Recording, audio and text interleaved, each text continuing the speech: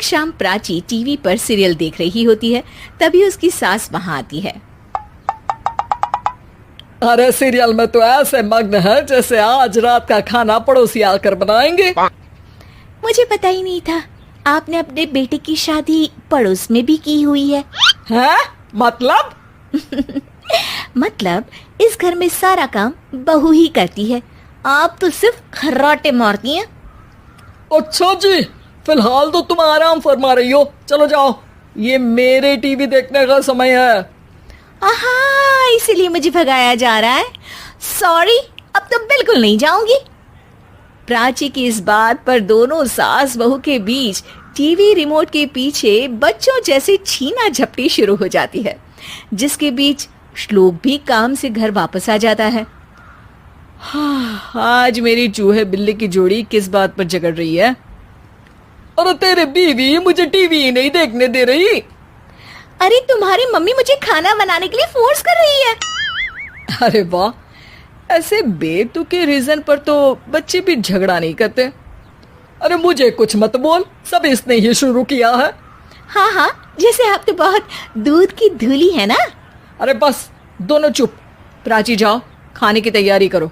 और माँ तुम छोड़ो, तुम्हें क्या बोलूं, शांति से अपना सीरियल देखो, मुझे दोबारा लड़ने की आवाज सुनाई नहीं देनी चाहिए। ऐसा बोलकर श्लोक वहां से चला जाता है, जिसके पीछे पीछे प्राची भी कुछ न कुछ बड़बड़ाते हुए रसोई में चली जाती है। हाँ हाँ, सासू जी को तो कुछ बोलेंगे ही नहीं, बस मुझ पर ही हुक्म चलता है, खाना बनाओ, जैसे मैं इनके घर में खाना बनाने के लिए आई हूँ।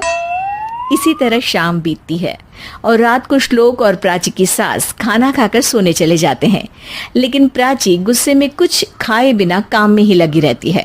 इस घर में किसी को घंटा फिक्र नहीं पड़ता, मैं खाऊं या भूखी रहूं। प्राची कुछ देर के लिए रसोई से बाहर जाती है और जैसे ही वापस आती है तो वहां दूध का भरा ग्लास देखकर हैरान रह जाती है। फिक्र पूरी है, बस दिखाना नहीं है। प्राची दूध पीकर सोने चली जाती है और अगली सुबह एक बार फिर सास बहू का कार्टून नेटवर्क स्टार्ट हो जाता है। ये तुमने ही किया है। अरे अजीब जबरदस्ती है, मैं बोल रही हूँ मैंने कुछ नहीं किया। दोनों ने मिलकर पूरे घर को पागल खाना बनाया हुआ है। यहाँ कोई नॉर्मल इंसान तो रह ही नहीं सकता, इसीलिए अब पड़ोसी क्या रिश्तेदार भी घर आने से कतराते हैं। और सुन बेटे, तू भी चंगा, तेरी माँ भी चंगी, तेरी बीवी भी चंगी, रिश्तेदार। हाँ जी, आपको नहीं पता क्या, गंगाधर ही शक्तिमान है, रिश्तेदार ही। हाँ हाँ, बस समझ गया।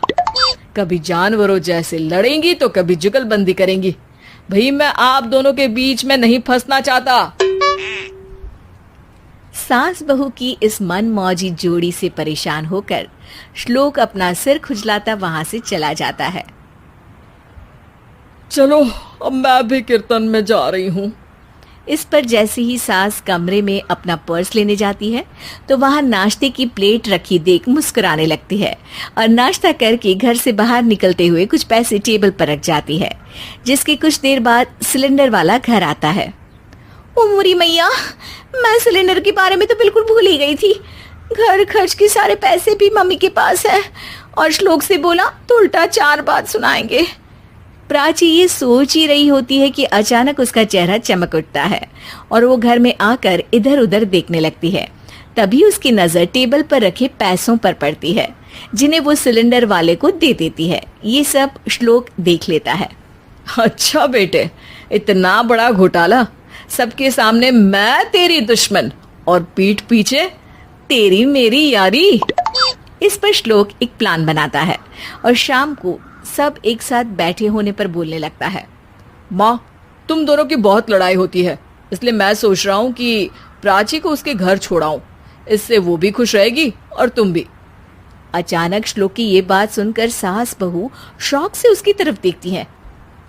अरे ऐसे कैसे घर छोड़ाओगे, मुझे कहीं नहीं जाना। अरे तुमने बोला नहीं पर मैंने सुन लिया, तुम्हें मम्मी के साथ रहना अच्छा नहीं लगता, मुझे पता है। अरे वो, अरे जब बहू खुद कुछ काम बोले तो वो तुझे सुनता नहीं, और अब जो इसने बोला ही नहीं वो तू समझ गया। जब उसे नहीं जाना तो फिर जबरदस्ती क्यों कर रहा है? अच्छा, फिर आपको मौसी के घर छोड़ाता हूँ, बस अब आप दोनों एक घर में एक छत के नीचे नहीं रह सकती। मैं इस टॉम एंड जेरी की जोड़ी को और नहीं झेल सकता। है? ऐसे कैसे नहीं रह सकते? तुम्हें इतनी दिक्कत है तो तुम्हारा बोरिया बिस्तर पैक कर देती हूँ, लेकिन मम्मी जी कहीं नहीं जाएंगी। बिल्कुल यही सुनना था मुझे। अगर दोनों में इतना ही प्यार है फिर हर वक्त ये लड़ाई का नाटक क्यों करती हो? देखा मैंने कैसे माँ किचन में दूध रखती है और तुम उनके लिए कमरे में नाश्ता रखती हो, और कैसे वो पहले ही तुम्हारी दिक्कत समझकर घर में पैसे रखकर बाहर जाती है। अरे भाई, इतना ड्रामा तो डेली सोप में भी नहीं होता जितना तुम दोनों ने इस घर में फैलाया हुआ है। तू हमें टॉम एंड जेरी बोलता है ना, तो याद कर वो दोनों भी एक दूसरे को बाहर वालों की बुरी नजर से बचाने के लिए हमेशा सबके सामने लड़ते थे, लेकिन अकेले में दिक्कत के समय मदद भी तो करते थे। बस हमारा रिश्ता भी कुछ ऐसा ही है। और वैसे भी अगर सास बहू में तू मैं नहीं होती तो दुनिया वालों को कहानियां कैसे मिलेंगी?